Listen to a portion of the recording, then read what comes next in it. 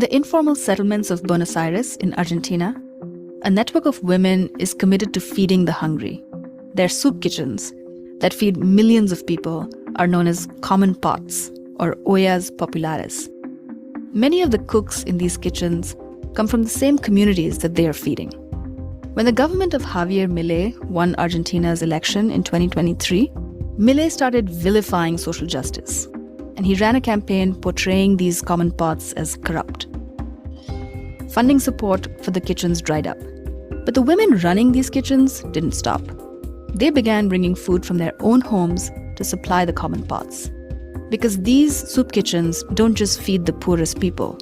A common pot is a place that brings people together and builds community power. When we look at the grassroots justice movement, we see innovative recipes for systems change. We see organizations around the world that are pushing boundaries and finding ways to build community power despite growing authoritarianism. The work of grassroots justice advocates is driven by one core idea: that people should have a say in shaping the decisions that affect their lives. Community participation is a key ingredient for social justice. In this podcast series, we hear real stories of how grassroots justice advocates strengthen participation of communities in decision-making. We learn their step-by-step strategies and follow them on a journey to understand what works and what doesn't. These are stories of community participation. These are stories of communities taking control of their own destiny. I will fight to my last drop of blood because our ancestors fought for this land for hundreds of years, and that's why we can enjoy the water and the fruits from this land. We won't allow it to disappear like that. Of the forces that they fight against. De hecho, como dice el gran Jesús Huerta de Soto, la justicia social es violenta e injusta. O sea, no es ni justa, ni social, ni nada. Es una aberración. So as Jesús Huerta de Soto says, social justice is violence and unjust. It's not just or anything of the sort. Far from it. It's an aberration.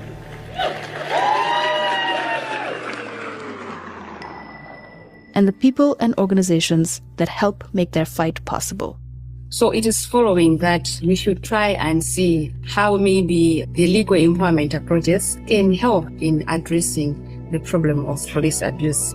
We filed like a lawsuit to say that people in Inflamable, they had the rights to have full understanding of what was happening, to have full information about the government plans, and to have a space where they could discuss, have a say, and even decide with the government where to move. And we won that case.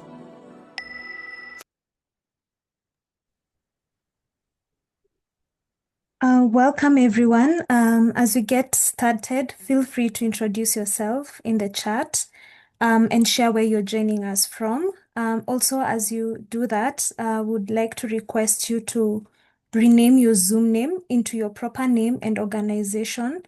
This will help us to know who's in the room and also to track their attendance. So, for instance, if you speak English, rename your Zoom name into EN, and then your first and last name, and then your organization. So it could be EN, Michael Musioka Namati, for instance. I think once you do that, it will really help us to be able to know who's in the room, and also feel free to introduce yourself in the chat. So welcome once again, and we are excited to kick off today's session. And before we get started, this event will have simultaneous interpretation in English, French, and Spanish. So to be able to activate it, please look at the globe icon at the bottom of your screen, and then click on it, and then select your preferred language. It could be English, French, or Spanish. Also, as you do that, kindly mute your microphone if you're not speaking, and if possible, be in a quiet space so that if you do speak, we can hear you clearly. And if you have an access to either a headset or a microphone, please use them during the call so that we may be able to hear you properly. Also, please try to speak slowly so that we can capture your message and so that the interpreters can be able to interpret what you're saying well. Also, if you're using any acronyms, please spell them out first, so that we may be able, people in the room may be able to know what you're saying, and then you could use them subsequently. So I hope that's clear for everyone, so that we could have seamless interpretation, and also so that we could be able to hear each other clearly throughout the call. So this movement call is organized by NAMATI and the Grassroots Justice Network. And just a brief introduction of NAMATI is that NAMATI is a nonprofit organization dedicated to putting the power of the law in the hands of the people. So we do this by building power and deepening democracy, and specifically in regard to this call, we advance social and environmental justice by building a movement of people who know, use, and shape the law. And the Grassroots Justice Network is a network that aims to build a world where communities who are impacted by injustice can be able to defend their rights and take part in the decisions that affect them. And the network does this by connecting members together, where they can be able to come together, learn, and be able to act on various issues collectively. And so we are really excited to be able to connect with you on this call. And maybe as shared in the brief of this call during registration, the goal of this particular call is to be able to deepen our analysis, to be able to exchange experiences, and to be able to sharpen tools communities need in order to secure fair agreements and defend control over their land and resources, and specifically in the context of carbon markets. We will also introduce a toolkit that can help communities engage more effectively with carbon markets and agreements, and will also situate this toolkit within the broader movement strategies, and also share upcoming peer learning opportunities so that we can learn from one another and strengthen our collective efforts. So that's basically the goal of this call, just to hear from other grassroots justice advocates who have been in the middle of negotiating fair agreements for communities, to hear their experiences and to be able to discuss some of the tools that communities can have to be able to secure fair agreements, and to be able to proactively define how these projects should be undertaken within their lands. Now, before we dive in, we want to get a sense of who is in the room, and so we have a Zoom poll. Just to be able to know who's in the room, and just have a quick sense of the room, and it will also help us to be able to hold these results even as we move to the panel discussion and the toolkit. So the poll is going to appear on your screen.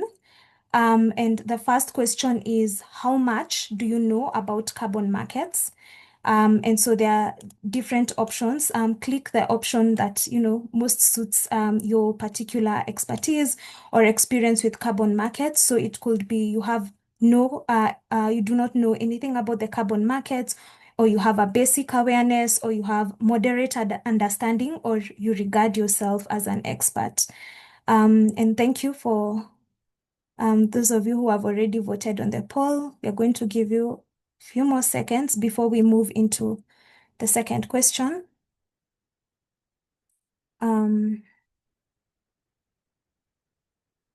Yeah, thank you for voting. So we'll give you maybe one more second, and then we can move to the second question.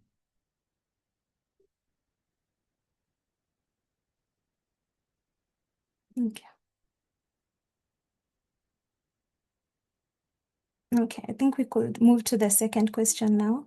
Thank you for all those votes. So the second question is to be able to understand within the room how confident you feel engaging in carbon negotiations. And there are different options that are there. So are you not confident? Are you slightly confident? Are you confident with some support? Are you confident and active, or are you highly confident and leading?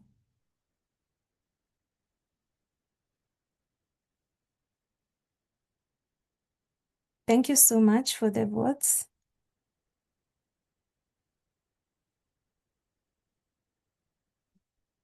Just a minute or a minute, and then we could move to the third.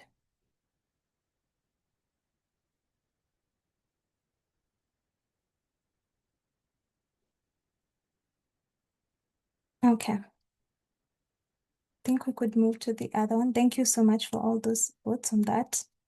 And the third one is, what do you think are the most important issues to address when negotiating an agreement? Is it what activities will take place? Is it how the project will affect the community's access and use rights to the land? Is it how decisions about the project will be made? Or is it revenue sharing, or how the grievances will be addressed or resolved? So you could vote that, and then we can see how the results are.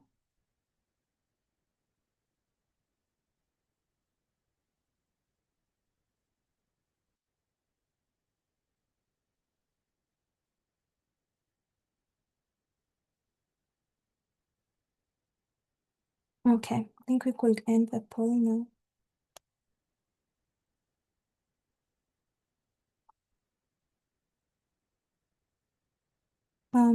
Maybe you could see the results.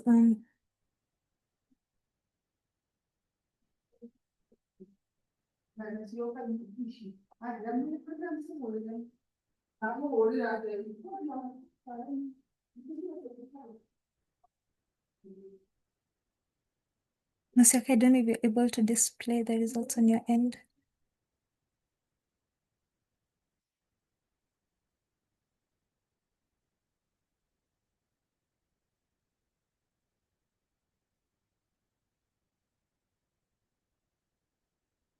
Okay. Okay, I can see them now. So for the first question on how much do you know about carbon markets, it looks like majority of us have a moderate understanding to general awareness of carbon markets, and some who are new to the carbon markets. And for those who are new to the carbon markets, you're also in the right place. Everyone is in the right place. I think this is a moment to be able to learn from others who have been involved in the negotiations, but also to get an understanding of some of the issues that emerge and the tools that exist to be able to equip you better for your community, or for the communities that you represent, in terms of supporting them, or in whatever way that you'd love to be engaged in the space. And then in terms of how people are confident in negotiations, I think most people are confident with some support, which is great for this call, because we are going to be sharing some of the strategies that can be used and tools that can be used to be able to support you better, so that you could be confident and active, or highly confident and leading subsequently. So thank you for that. And it looks like majority of the people think that the most important issues to address when negotiating a carbon agreement is how the project will affect communities' access and use rights to the land. So that's really insightful. I think almost everyone said that, and there are also others who voted for the other issues. I think across the discussions today, even as our panelists present their different case studies, we'll be able to see how these different issues have been able to play out in different contexts, and to be able to see how communities are navigating these issues to be able to be better prepared and to be able to secure fair agreements. So thank you for participating in the poll. It's really helpful to see where we are in terms of knowledge and confidence about carbon markets and the issues that you have highlighted that are most important, which will be a great starting point for today's conversation. So we're now going to move into the panel discussion. So this panel brings together leaders from diverse communities across Africa, Latin America, and Southeast Asia who have experiences negotiating carbon projects. So we are going to hear about the challenges communities face when they're engaging with project developers, how collective action can actually strengthen negotiation power, and how legal frameworks can help communities assert their rights and protect governance. And together with all these experiences and strategies, we are going to now explore later in the call how these real-world lessons connect to practical tools and guidance in the How to Negotiate with Carbon Project Developers Toolkit that we'll be launching later in the call. So even as the presenters present their different case studies and reflect on certain on the questions that they will be addressing, feel free to type on the chat any questions that you may have. Also, feel free to raise your hand, and you'll be given a chance to speak once all the speakers have presented. And we'll be sure to respond to the different questions that you raise. So as they present, you feel free to ask any questions or drop any reflections in the chat. So we'll start with our first speaker, who's Raphael. So Raphael is a developmental lawyer, working directly with communities, defending land and environmental rights. He serves as Deputy Executive Director of the Environmental Legal Assistance Center and leads the Eastern Visayas office. His work centers on pro bono legal and technical support for civil society and people's organizations facing large-scale resource projects. Raphael specializes in environmental law and represents communities affected by mining, land conversion, and resource extraction. So Raphael brings grounded experience on community-led negotiations, legal defense, and accountability in projects affecting land, forests, and livelihoods. Raphael, we're excited from you and would like you to think back to your experience in the Santo Nino community in the Philippines. What were the biggest challenges the communities faced when trying to give informed consent and negotiate agreements? And in your view, what support could have made free, prior, and informed consent process fairer for your community? Welcome, Raphael. Thank you very much for that introduction, Anne. Good to be here. Hi, everyone. Rafa is my legal name, but people usually call me Rafi. Generally, I'd like to begin with an introduction of the Philippine landscape in carbon. In carbon markets. So the Philippines is slowly shifting from a landscape of purely voluntary frontier markets to a more structured, regulated environment. We currently have a law which is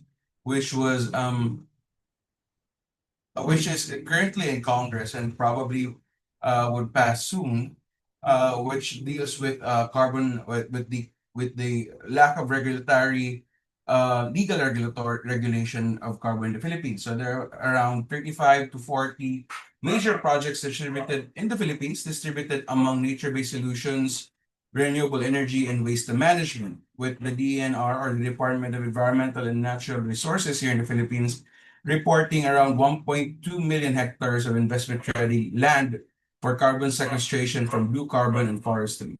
So there are also emerging transition credits from the energy sector due to coal retirement. So yeah, that's basically the roadmap of how the Philippines looks at carbon and carbon markets. But in the broader context, even for us, even for NGOs or civil society, communities see carbon markets as a significant transition away from the current extractive development interventions. So traditionally, the Philippine communities, especially among indigenous peoples, have upheld a system of pagkalinga, or stewardship of nature. So the ideas of reforestation, the revegetation, and preservation under carbon markets align with the system. So it's actually very good. But there are actually challenges in how communities see this. Basically, from our experience in the case study, we saw how these changes aggravate and compound each other, so that the community sometimes do not really have an area where they can move. So one of the main challenges we found in trying to get informed consent is the fact that there are huge knowledge gaps in the community's understanding of voluntary carbon markets. Many communities here in the Philippines are still, while eager to engage in carbon markets, are still unfamiliar with the concept of carbon as a tradable commodity. Language comes into play here. The matters relating to carbon market are sometimes in foreign languages and not translated into local languages and are rather technical, with data or with information often not available. So this highlights actually highlights the need for an independent legal counsel or lawyers and lawyers group who can explain the contract terms and help communities negotiate better and fair terms. Added to that, however, lawyers themselves need to have specific trainings. While the Supreme Court has made legal services somewhat available with recent policies, finding lawyers with specific technical expertise would oftentimes be difficult for communities. So another issue that we have seen is the fact that consent, especially in local contracts, is treated more as a one-time thing rather than a living consent, where communities are able to renegotiate or restructure their agreements in a way that's beneficial to them. One other major thing we saw in our case study was the lack of proper revenue sharing mechanism, or rather information for communities on how revenue sharing works. They're often left in the dark and feeling that they would become more of laborers rather than partners in developing in proceeding with the carbon project.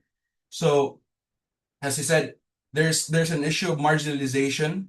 So the community feels like they're kept so much in the dark that they're treated more as a workforce rather than equal partners who are able to discuss or able to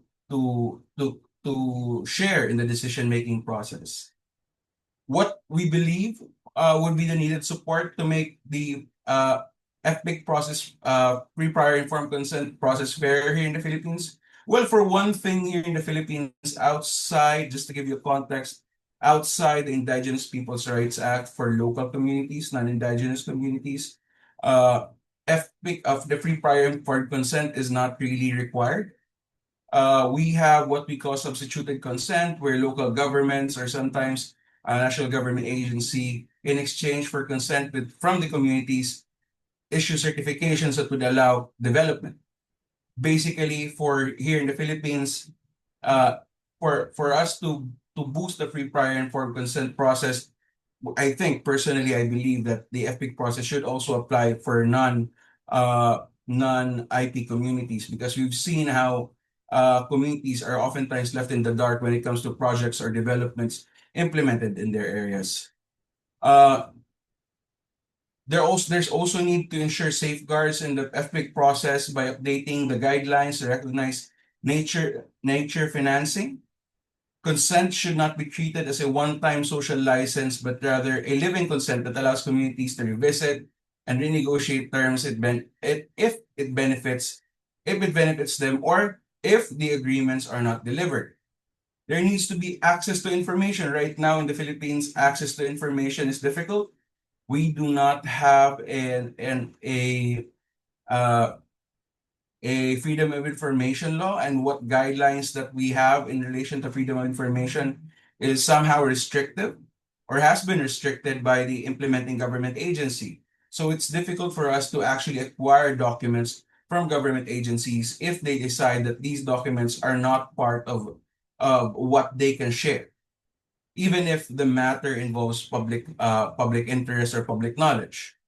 Other than access to information, there must be a way for these information to be accessible in the local languages, so that communities are able to understand and properly negotiate the terms and conditions that they want. We've encountered communities who refuse to answer or refuse to talk just because, not because they do not understand what's happening, but because they are not confident enough to talk in the language used in the discourse, which in the usual sense is actually English. I also think that there needs to be a robust grievance machinery.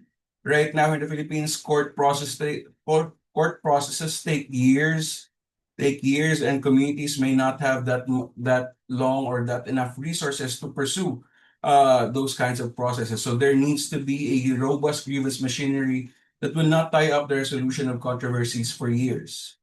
Last, and I think more importantly, I believe that having independent legal support can greatly help in helping communities in make informed decisions. Of course, our lawyers here should not only be able to understand how the terms and conditions work, but also have a basic knowledge on the subject matter. So yeah, happy to share some of the findings of our case study. Thank you so much, Rafi, for that. And it's so interesting to be able to hear the challenges in giving the free, prior, and informed consent, but also reflecting on the kind of support that communities may need to be able to ensure that it's a more fair process, so that we are not only understanding, what went wrong, but also helping communities recognize be able to have tools, or to be able to have an environment where it can be more fair. And I think two things that stand out for me from what you've presented, it's how communities are seeing carbon markets as a transition away from extractive models, but for them to be able to define how the carbon projects go on and to be able to give informed consent, then support such as independent legal support is important, because then it enables them to be able to understand this complex carbon markets landscape and to have tools that are necessary for them to negotiate from a point of power, but also at the same time having legal frameworks that actually recognize the right to free, prior, and informed consent, but also that recognizes other grievance mechanisms, like traditional grievance mechanisms that will ensure that there is effective and efficient conflict resolution. So thank you so much for sharing that. And your experience shows what happens when communities are not equipped when it comes to free, prior, and informed consent, and how they can be able to, or how we can ensure, how we can be able to develop frameworks or tools to be able to ensure that they are better equipped to be able to give informed consent. Now, we are going to turn to Derek, who is going to share how communities can build collective power and strengthen their bargaining position together. Derek is an advocate of the High Court of Kenya with over 10 years of experience in legal aid, governance, and human rights work. He works at Namati, supporting communities to understand, defend, and negotiate their rights over land and natural resources. His work focuses on laws, policies, and accountability systems shaping land governance and climate-related projects, including carbon initiatives. Derek brings direct experience supporting communities to engage governments, developers, and institutions on fair terms. His perspective speaks to how communities negotiate, protect their rights, and seek fair outcomes in carbon deals. So thank you for joining us, Derek, today, and we are eager to hear from you about your experience with the Northern Kenya Rangelands Carbon Project. Could you share how the communities built collective power and what specific strategies the communities used to strengthen collective bargaining among themselves? So welcome, Derek. We're looking forward to hearing from you. All right. Thank you so much, Anne. I hope you can hear me well. Thank you for the great for the presentation, and also it's nice following the footsteps of Rafi, who set a very good precedence. Just for a bit of context, we at Namati support 22 communities currently involved in the world's largest grasslands carbon offset project, which is located in northern Kenya, a region occupied by 22 communities who own land collectively. And the project is quite large. It occupies 2 million hectares of land. And yeah, and it has been in place since 2012. So our entry point into the project came through the support that we have been extending communities in registration of land. Our primary responsibility as one of the primary things we do is to support community land registration, support communities to get their title deeds and to manage their land, which is quite a complex process. And through our support, that gave us the entry point into the collective bargaining work that we do. So when we started engaging these communities, they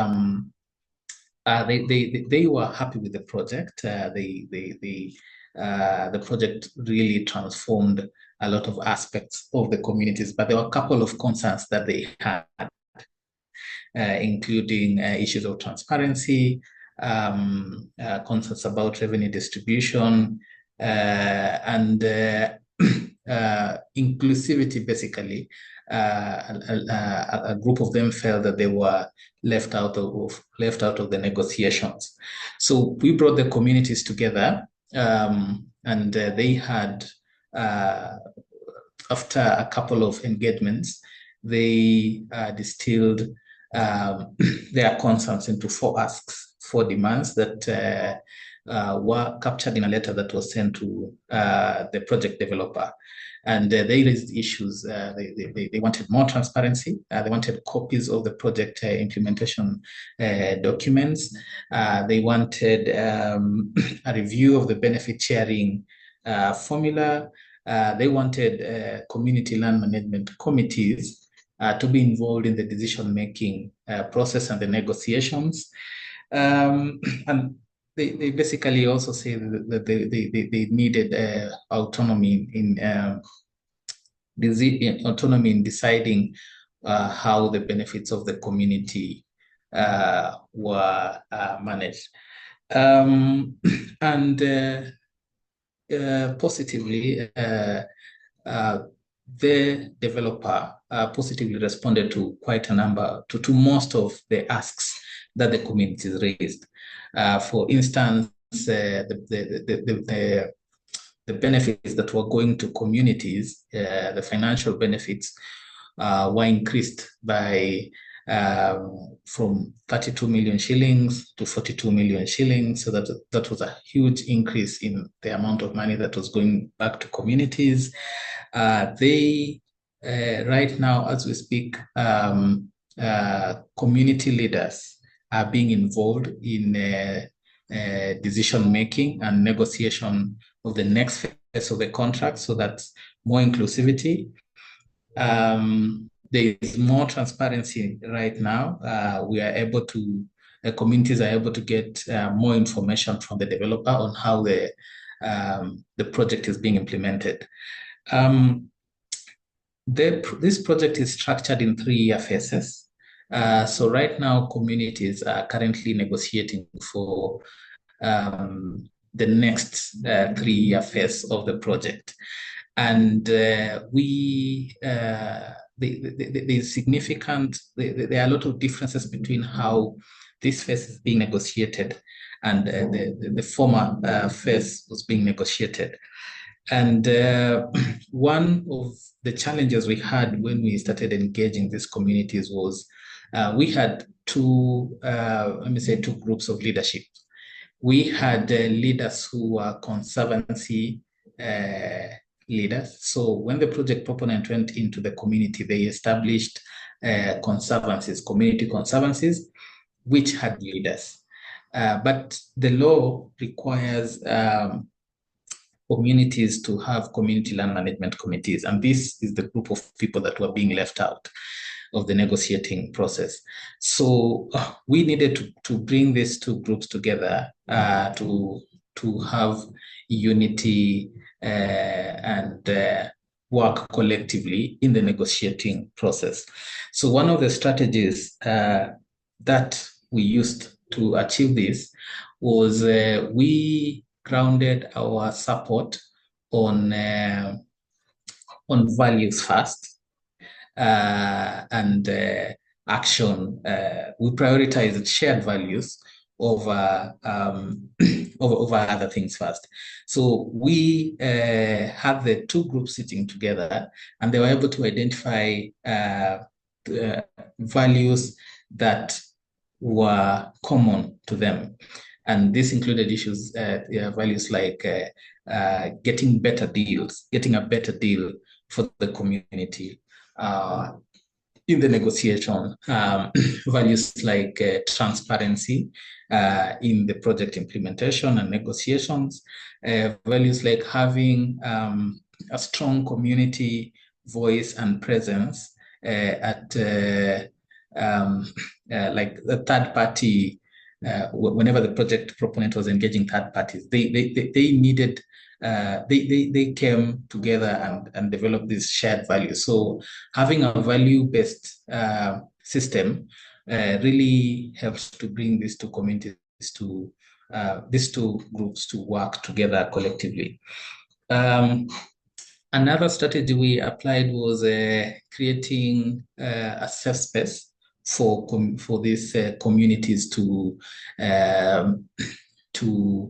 just engage, discuss, and deliberate. Before our support, every time communities would come together would be during meetings with the project proponents. So they didn't have any platforms where they could prepare meetings, where they could debrief from those meetings, and where they could develop joint positions. So this has also been a very important strategy that has applied that we have applied. We always try as much as possible to have community meetings before before they go to meet the developer, and this has really been very critical to them to develop collective positions when they go to those meetings. Another thing that has really worked for us is the fact that we have a long-standing relationship with these communities before we started supporting them. As I had earlier mentioned, we have been doing community land registration, supporting community land registration and community land justice before our entry point into the carbon offset project. So communities already knew who we are, the work that we do for them. We were not strangers to them. There was familiarity, which helped to build trust. One other thing that worked was when we through our engagement with communities, when they started working together, one of the things at that point, one of the strategies which we employed at that point was for communities to have a counter offer or something to go with at the negotiating table.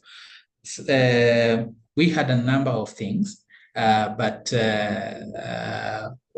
one strategy we applied was to distill all these diverse interests into 5 or 6 core demands that communities were able to understand, appreciate, compromise, and even articulate.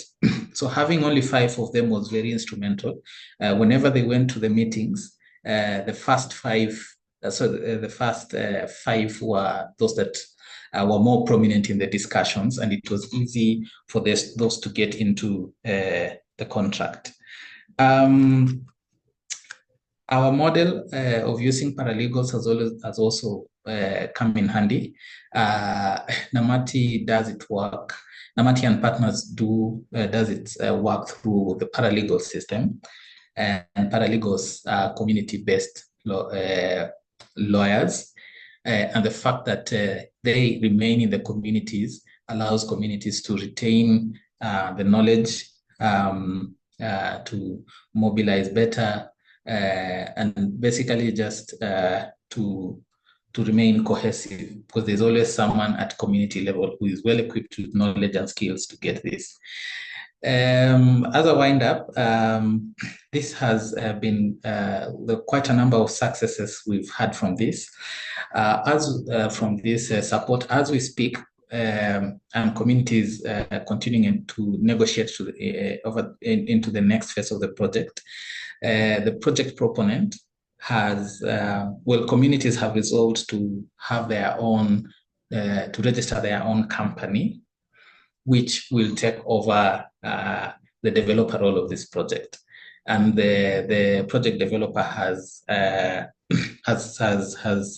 accepted to transfer the project to communities to run it fully by themselves over a period of 3 years. So hopefully in the next 3 years, we will have a new proponent which is a fully owned community company.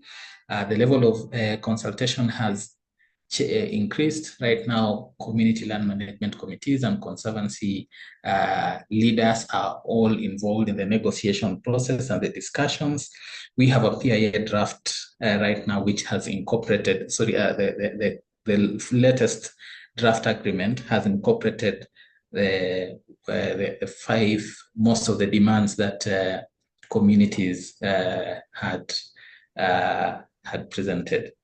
So yeah, it's been quite an interesting journey for us, but we see a lot of promise in this moving forward. So thank you, Anne. I don't know if I have more time. No, Rick, but thank you so much. Thank you so much for your presentation. I think your case study really shows what happens when communities leverage their collective power as opposed to, negotiating individually. So when communities come together, and it's so interesting how, there were certain governance structures within the communities that were competing and who had competing interests, but they were able to come together and be able to identify their common priorities and, as you're naming it, core demands. And through that, they have been able to make some progress in terms of having transparency within the process, but also at the same time having that increase in the revenue share, but also be able to have a team, to be a negotiating team that is able to negotiate on behalf of the communities as a whole. That's really great to be able to hear how communities can strengthen their negotiation power through collective organization and having shared priorities. Now we are going to look at Paulo's experience in Pirapirana, hoping I'm not butchering the name. So where indigenous communities had to defend their authority and rights using legal frameworks, and this shows another dimension of how communities can be able to use legal tools to enforce rights and governance. Paulo is a lawyer and a scholar working at the intersection of indigenous rights, law, and climate governance. His work focuses on how indigenous communities engage legal systems to protect land, territories, and decision-making power. Paulo works closely with indigenous organizations across Latin America and other regions, supporting intercultural dialogue on land, resources, and climate-related projects, including carbon initiatives. Over the past decade, Paulo has advanced the idea of indigenizing international law, and his work speaks directly to how communities assert rights, negotiate terms, and resist unfair carbon arrangements. He is currently Deputy Director at De Justicia and a professor at Javeriana University, where he researches climate justice, indigenous governance, and legal reform. Thank you so much, Paulo, for joining us, and we are eager to hear from you about your experience in Pirapirana. And from your perspective, how can indigenous communities and negotiators leverage national legal frameworks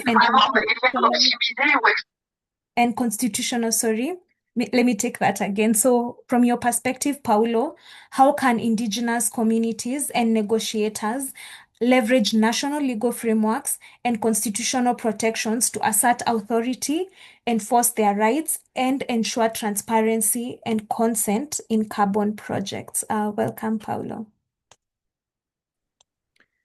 Thank you very much, Anne. It is a pleasure to be here. So I want to start with a simple idea. For indigenous peoples and communities, the law is not just a technical instrument. It can be a way of recovering authority.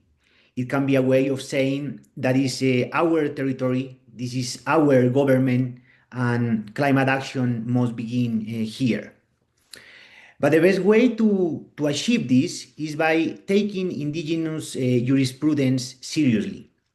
This is what I call indigenizing international law, which means interpreting Western legal frameworks through indigenous cosmologies, legal traditions, and forms of governance. When legal frameworks and constitutional protections are approached in this way, they do not just regulate projects, they redefine who has the power to decide, grounding climate action in indigenous authority, knowledge, and responsibility to territory. For a long time, carbon projects have arrived in indigenous territories as closed packages. They come with consultants, contracts, certification standards, and financial promises already designed elsewhere. Communities are invited to participate, to sign, to benefit, but rarely to govern. In that model, indigenous territories are treated as carbon reservoirs, not as political territories with their own authorities, laws, and visions of life. That is where legal support becomes transformative, not because it adds more paperwork, but because it helps communities shift their position from beneficiaries to authorities, from stakeholders to governments, from recipes of projects to designers of their own climate strategies. The case of Piraparaná in the Colombian Amazon shows this shift very clearly. Piraparaná is home to 6 indigenous peoples of Eastern Tucano family and is governed by a unified indigenous council made up of traditional authorities and community captains. This is not an empty space. It is a territory with a living political system. In 2019, the council made a powerful and forward-looking decision. They say, we want to explore whether a REDD+ project could support our territorial governance, but under 3 conditions: full indigenous control, no intermediaries, and total alignment with our vision of development and life. In other words, they were not rejecting carbon mechanisms outright. They were trying to reshape them from within their own governance system. At the same time, something very different was happening. 2 companies developed a parallel REDD+ project without the consent of indigenous council. Using a revoked power of attorney, they registered the project, had it validated and certified, and even sold the carbon credits internationally. All of this happened without informing the highest authority of the territory. The council didn't know that a project existed, that credits were being issued, or that money was moving in the name of their forests. This is where one of the central justice issues appear: access to information. The lack of information was not accidental. It functioned as a way of weakening indigenous self-determination. Contracts, methodologies, validation reports, financial flows, none of this was shared. Later, the companies tried to distribute money selectively to individuals instead of through the council, bypassing collective decision-making and created internal tensions. Governance was being slowly displaced to private control. When the council finally learned about the project in 2022, they acted immediately, first politically, They sent formal communications rejecting the project and demanding that all activities and credit trading stop. They wrote not only to the companies, but also to the certifiers and verifiers. The answer they received was revealing. One company said that consent was already exhausted through a private contract without the need to involve the indigenous government. In other words, they reduced self-determination to a signature and erased the existence of indigenous authority. At that moment, legal support became decisive. The Council filed a constitutional protection action before the courts, not asking for charity, but asserting something fundamental. A climate project without indigenous consent is not unfair, it is unconstitutional. The ruling of Colombia's Constitutional Court was historic. It said clearly that indigenous councils are public authorities, that they alone have the power to decide whether a carbon project can exist in their territories, that REDD+ cannot operate without indigenous governance, and that you cannot protect the climate by violating human rights. The court also went further. It looked beyond formal contracts and asked who really owns and controls this project, and it concluded that, despite appearances, it was a company, not the indigenous government, that made all the decisions. This exposed a structural problem in carbon markets. Projects may appear community-based, but in practice, they can be corporate control. This is where legal frameworks show the real power. They do not just stop a bad project. They reveal hidden power structures. They restore political visibility to indigenous governments. They transform the law into a tool for reordering climate governance. But the most important part comes after the ruling. The court didn't impose a solution. It returned the decision to the Indigenous Council, and the Council decided to reject the project completely.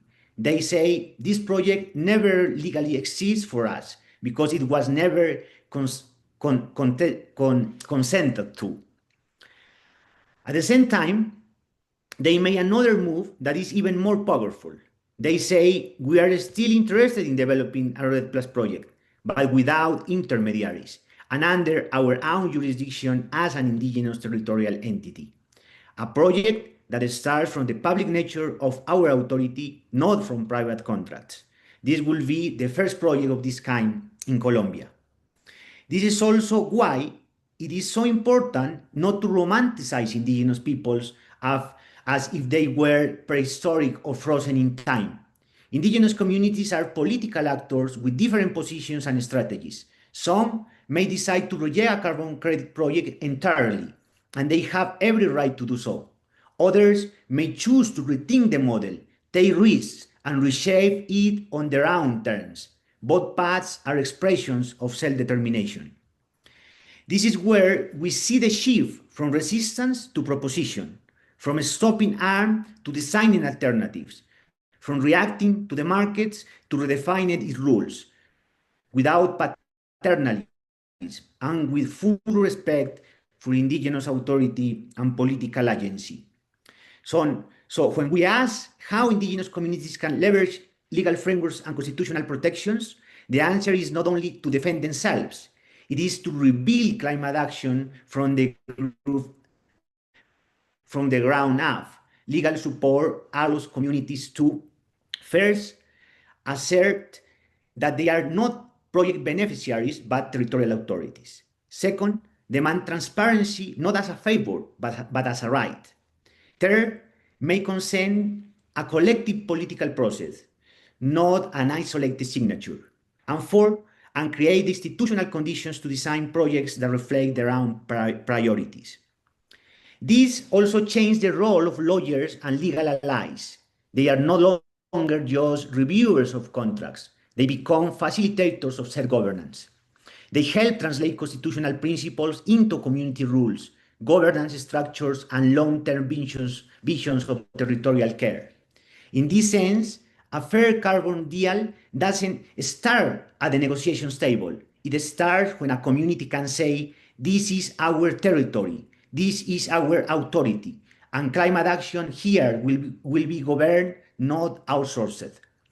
Pirá teach us that justice in carbon markets is not only about better prices or stronger safeguards. It is about political self-determination, about acknowledging that indigenous peoples are already climate governors, not future partners. And when legal frameworks are used in this way, they do something very powerful. They turn the law into a bridge between climate justice and self-determination, between environmental protection and political autonomy, between markets and life. This is not just a better carbon project. It is a different way of imagining climate action altogether. Thank you. Thank you so much, Paulo. That was very powerful and very insightful. And it's very interesting to see how communities can actually leverage on the constitutional protections to be able to define how the projects will look like proactively, and to be able to assert the authority and be able to shape the outcomes of the project. And I love, how you mentioned that independent legal support is important, but also like lawyers and legal practitioners have to also be able to be alive to what is happening within the communities, and also not to take, the more traditional approach of lawyers, and hence, why we also talk about legal empowerment. So thank you so much for that. And, Paulo's example shows that communities can actually actively defend their rights, and when projects bypass or violate FPIC, and they can leverage on legal frameworks to be able to do that. So we have heard from our three panelists, from Rafi, who spoke about how free, prior, and informed consent can be fairer for communities.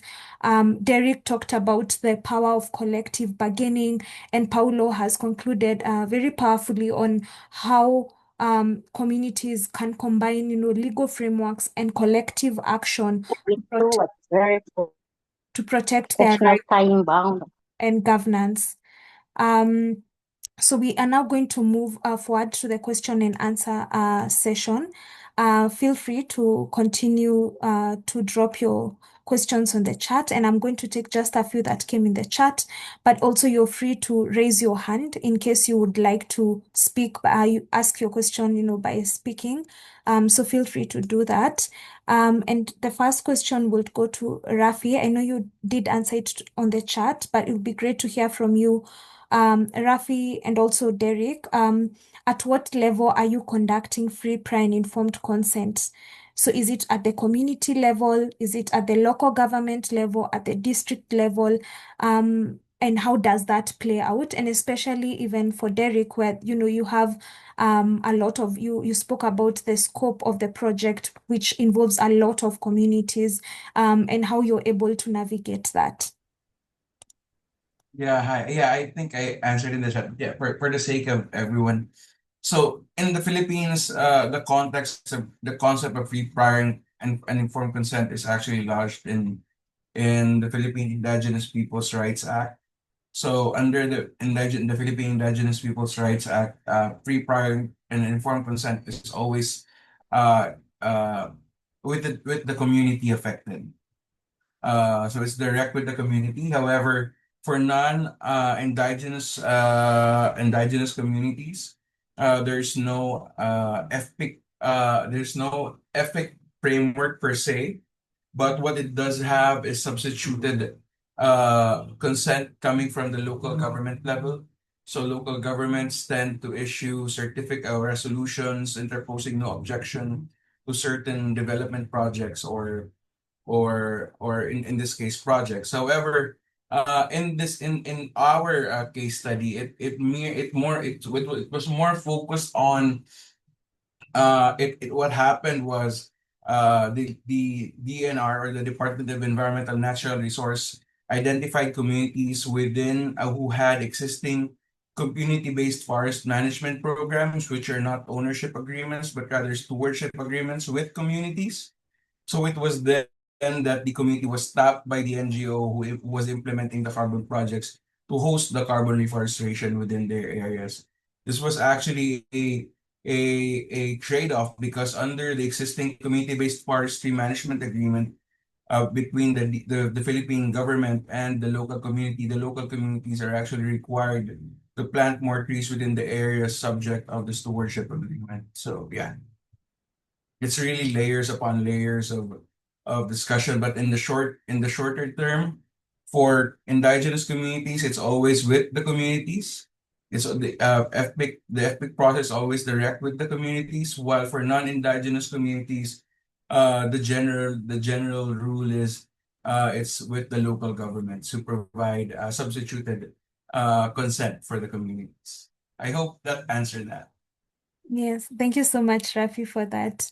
And maybe Derek, you could come in terms of how you've been able to navigate free, prior, informed consent over a large scope of the project area.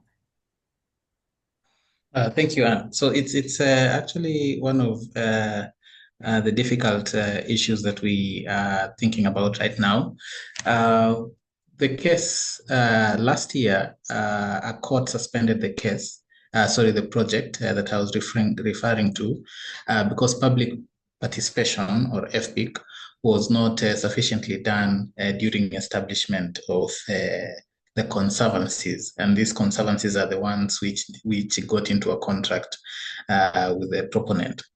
So what we are thinking of right now, because the proponent acknowledging the work that we do and the support that we extend to communities reached out to us, and we've had preliminary discussions on helping them to develop an FPIC framework. One of the things we are considering in that FPIC framework is to utilize existing community structures to do that will be the foundation of FPIC. I know, Anne, you asked whether it should be done at local level or ward level. So our proposal is communities themselves have structures where people where they meet and interact, and use those structures to do FPIC at that level. A good example is because these are pastoral communities, and traditionally what they do is young people in the communities are the ones who move the cattle and livestock around, and they usually sometimes convene in watering at watering points. So that is a place you will naturally find the young people in the community together with their cattle. That is a good place to do FPIC, rather than convening a meeting at maybe a rural center and try to get people there. Old men also have a place where they convene during certain times that we can leverage on that. Women as well, and those are some of the platforms that we will be proposing. So it is community contextual to different communities, but using their own platforms and consulting them on really what works for them. We are not going to design something, but we will basically help communities, mobilize communities to design an FPIC process that works for them. Thank you so much for that, Derek. And this would be a follow-up question to Paulo. Paulo, you mentioned about how communities were able to use legal strategy. So we wanted to know, like, how did internal community organizing really help to complement the legal strategy of advocating for their constitutional protection? So how important was internal community organization to be able to achieve that? Thank you, Anne. Thank you, Anne. That question, it is very much related with the issue that our colleagues have already talked about prior informed consent, because the legal strategy was not focused on prior consultation, but on self-determination. And curiously, the Constitutional Court took our argument, which for us was a surprise, because almost 100% of our jurisprudence from Constitutional Court prefer a prior consent, a prior consultation instead of consent, because prior free and prior consent is stronger than consultation in terms of international law. But in this case, the court took that argument. So at the end, the standard improves. And to do so, curiously as well, there were internal conflicts, within the Pirapana communities. And at the end, the conclusion of the Indigenous Council was, we need self-determination. And even if we are having internal conflicts, we are the ones who have the power to decide, what we are going to do. And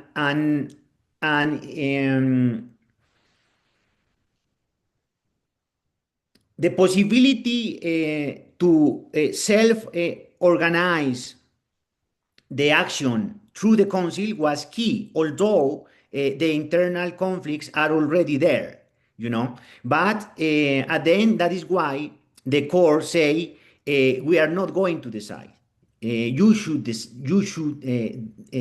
decide through the council.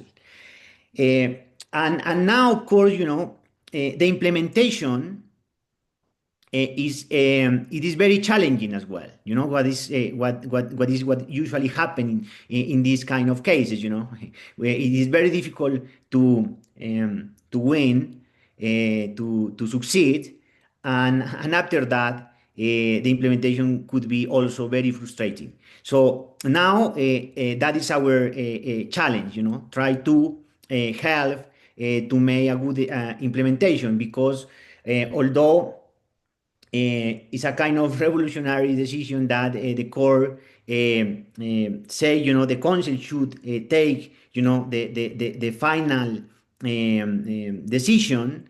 At the end, it sounds good, but it is difficult.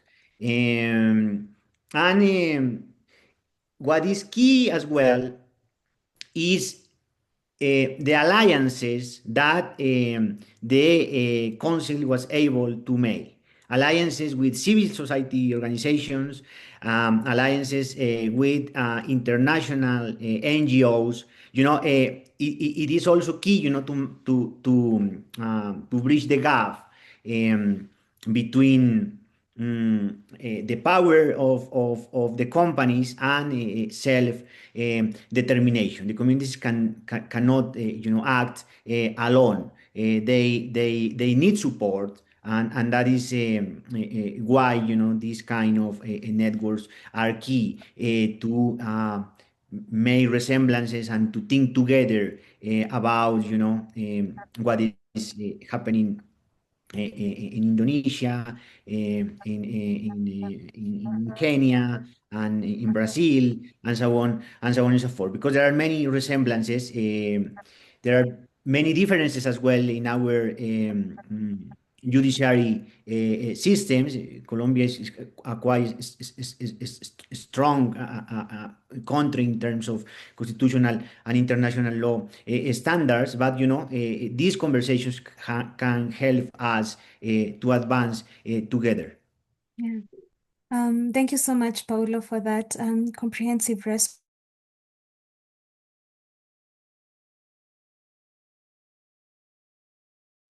You are mute, Anne.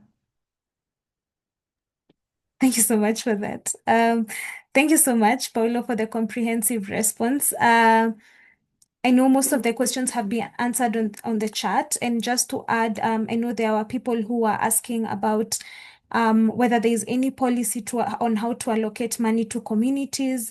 And, even how FPIC is conducted. And I know Erin dropped in the chat that if there are no national frameworks within your context, then there are carbon standards, such as VERA, the Verified Carbon Standard, that have protections that communities can leverage on. We are going to hear more about the toolkit that I've been talking about in the next session, and we'll be able to see how we could leverage certain protections even internationally for communities to be able to negotiate from a point of power and to be able to be guided in how they negotiate the different aspects of an agreement, including revenue sharing. So thank you so much for all the thoughtful questions, for the reflections. So as to build on these real world lessons and case studies that have been shared, I'm going to turn to Erin, who will provide an overview of the how to negotiate with carbon project developers toolkit. Erin will walk us through the toolkit and how it connects to the experiences we have just had, and how it can provide practical guidance that communities can be able to apply in their own contexts. Welcome, Erin.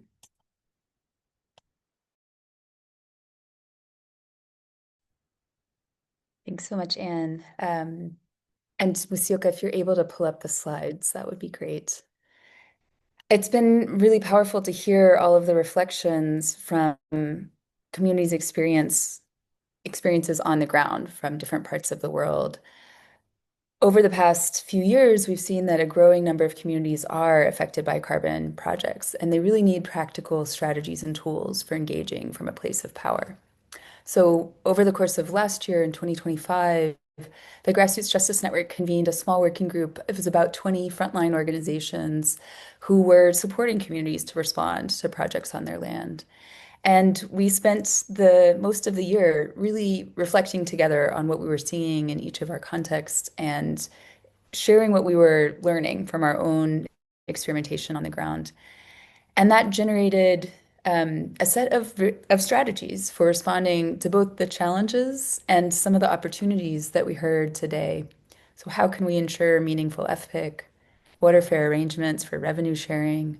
And how can communities have decision-making power throughout the full life of a project? So not just a say at the beginning, but actually to have the level of leadership that Paulo was telling us about, to not be thought of as beneficiaries, but partners. So what are the really concrete tools that communities can use to engage in that way and shift power over governance within projects? And so those conversations generated the content for a toolkit that we are launching today. And this is the first time we're sharing it with anyone.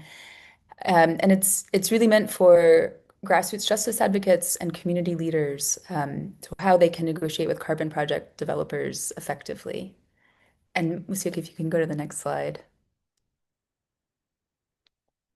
So this toolkit covers 4 basic areas for communities to think about and strategies that they can use.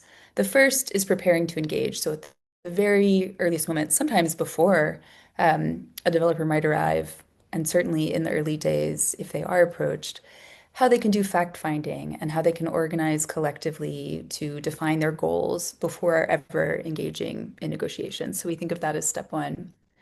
Step 2 is being proactive. So based on their vision for the future on their land, proposing both terms and then communicating clearly anything that is non-negotiable. So doing that proactively from the outset as a way to really take control in a negotiating process.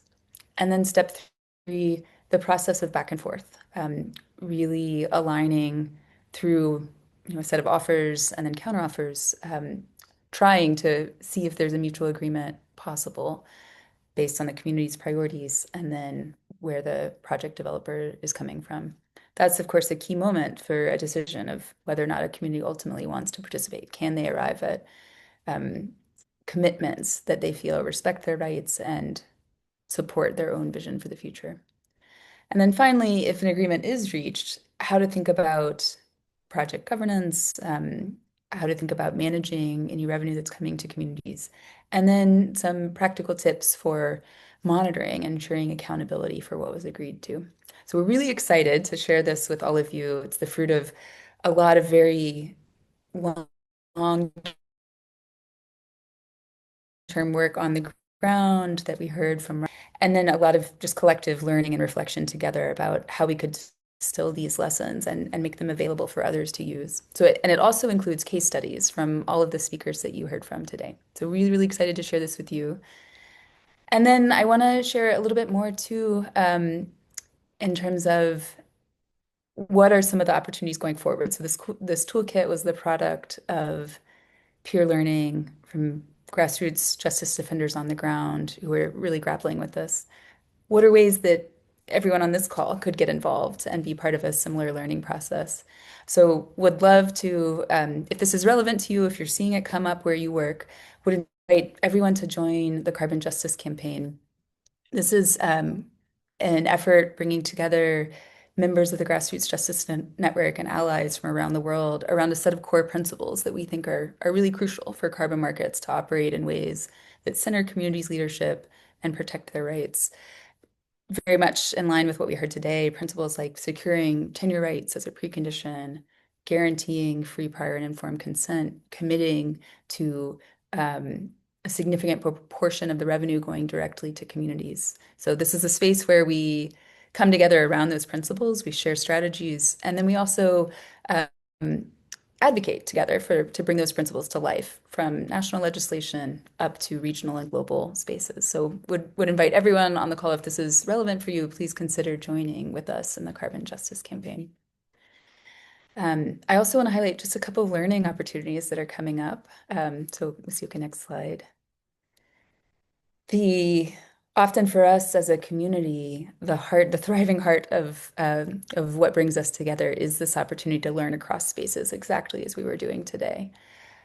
So also please consider, if you're not a member, we would love for you to join the Grassroots Justice Network. And wanted to share on the learning front, we've been, for the past 10 years, we have brought frontline justice defenders together to learn together and share strategies and to feel a sense of connection and solidarity. We're building on that learning that we've done over the past decade to launch the Grassroots Justice Network Academy, a world-class institute and learning community focused on strengthening the work of grassroots justice defenders. So every single day, grassroots justice defenders around the world are helping ordinary people stand up to injustice. And the Academy is a place where they can connect with others and then gain new skills and strategies to apply in their work. So we're very excited about this. We're opening that up for applications starting on March 2nd.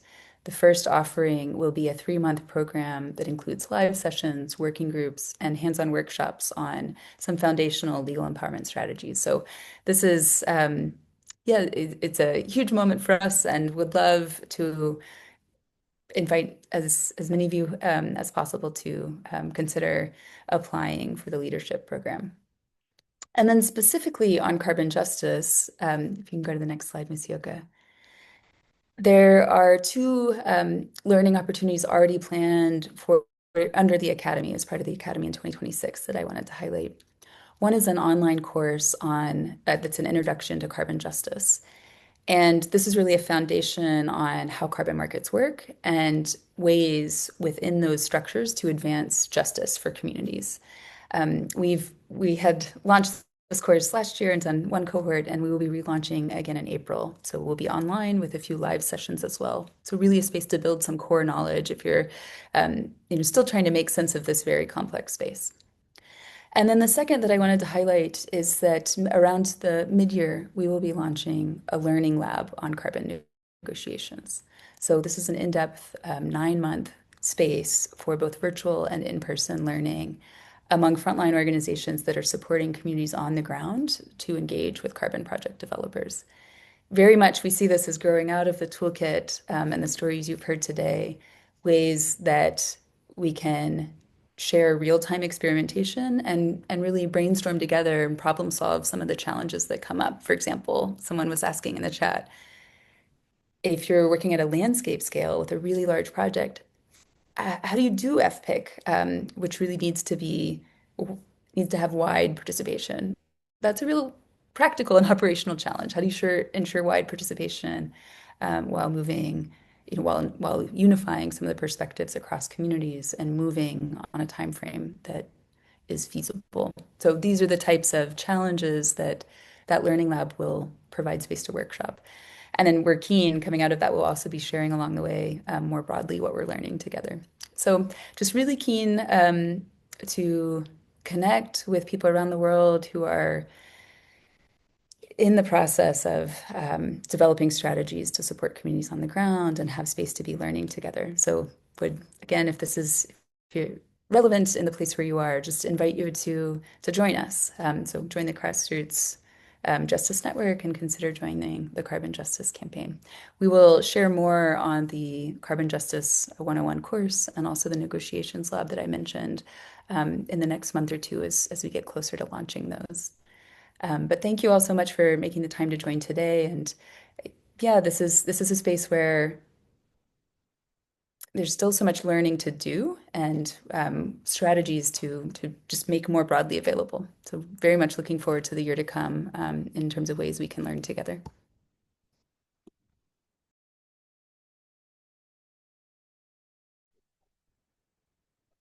Thank you so much, Erin, for sharing more about the toolkit and also other learning offerings that are available beyond, the launch of the toolkit. Also to mention that the toolkit is available in English right now, and we will be having the Spanish, French, Portuguese, and Hindi translation in February. And would like to take this opportunity to thank you all for joining the call. We want to thank the participants. If you didn't join the call, then this call wouldn't have happened. So thank you so much. Thank you for the speakers for sharing your case studies and also contributing to the toolkit, and for everyone who might be here and contributed to the development of the toolkit. We really appreciate it. We also want to thank the interpreters. Thank you so much for the seamless interpretation, and also for everyone who was helping on the tech front. We really appreciate it. We are going to share the recordings, the materials, and the information about how to engage with the network subsequently. Since you registered for this call, we are going to get in touch with you with those materials. So thank you for joining, and we surely look forward to continuing these important conversations and to continue to support communities in negotiating effectively and protecting their rights in carbon projects. So thank you so much. We really appreciate it.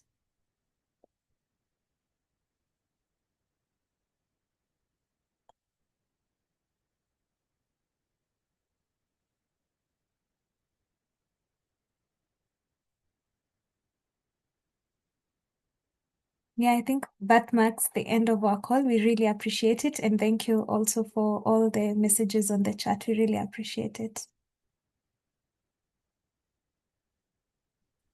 Thanks so much, everyone, and thank you to all the authors of the toolkit as well. We have a few others on the call today. I think Johnny Gaffoni is with us from Brazil. Yeah, thank you all so much, and hope to see you soon in another network event. Thank you.